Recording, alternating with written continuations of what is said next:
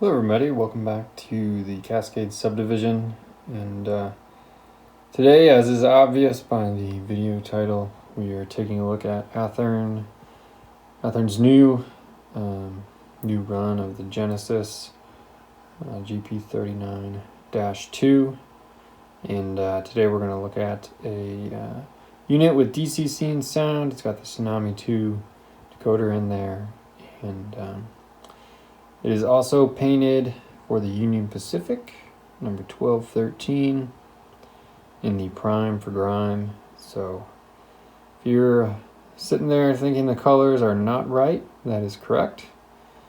They are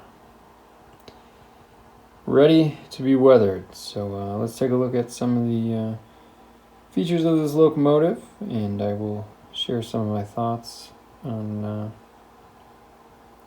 the paint, the prime for Grime, as well as how it operates.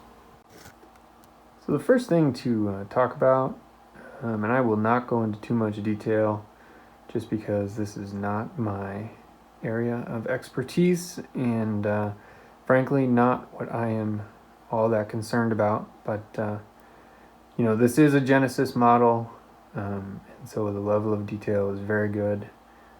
Just looking here at the model, most of the details and paint is all very crisp. You will notice that the handrails are a little bent. That is something that I think really detracts from models in general, are these flimsy plastic handrails.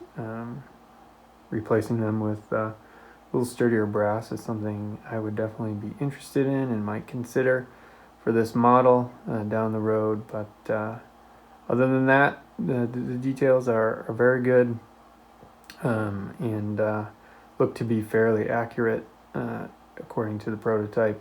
Another thing to talk about is the lighting features. These are LEDs, and the camera I think does a good job of picking them up in person. They're pretty good. The ditch lights, it looks like the LEDs are a little askew in the housings, and so from a certain angle they do look a little off, but pleased with the lighting features. You can't really complain with LEDs these days compared to the incandescent bulbs.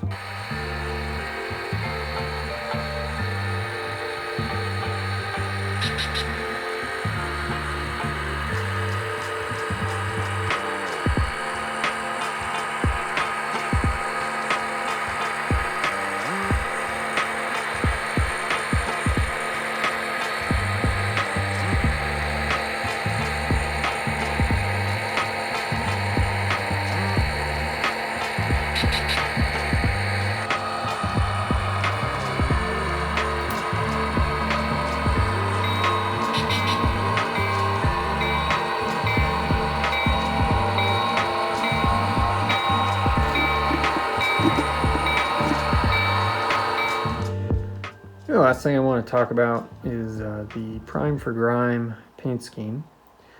And to be honest, out of the box, I knew it was a Prime for Grime, but you never know what colors the factory are going to choose, or Athearn is going to choose in terms of putting together a model that's ready for weathering. It's incredibly challenging to find a color that works right for the whole model. I mean, consider the gray, for example.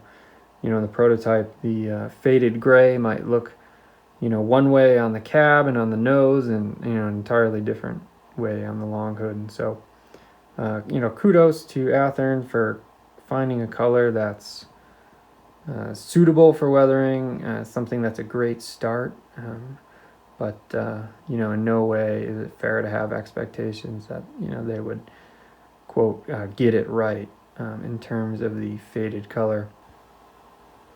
This is a good start compared to some of the models I've seen in the Prime for Grime. The colors are good enough to start weathering, and for someone who's just getting to weathering, fading can be really intimidating, and so I think this model would look really, really good with black brown paint over the grills, and a Grime wash over the roof and the sides and the trucks and the fuel tank, and hit it with dull coat, maybe a little powders, and you'd be off and running. So I think Athearn is doing a good thing. They're doing a service to the hobby in terms of the Prime for Grime. I've had great success with other Prime for Grime locomotives and freight cars, and you do have to kind of approach it differently than you would a factory paint sort of scheme in terms of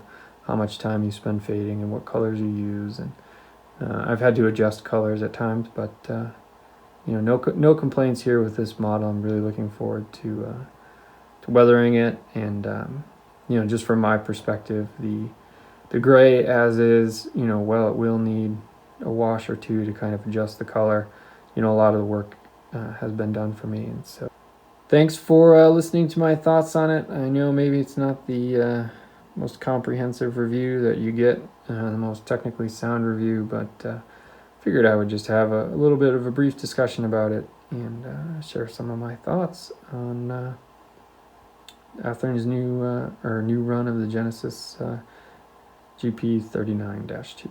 Thanks, everybody.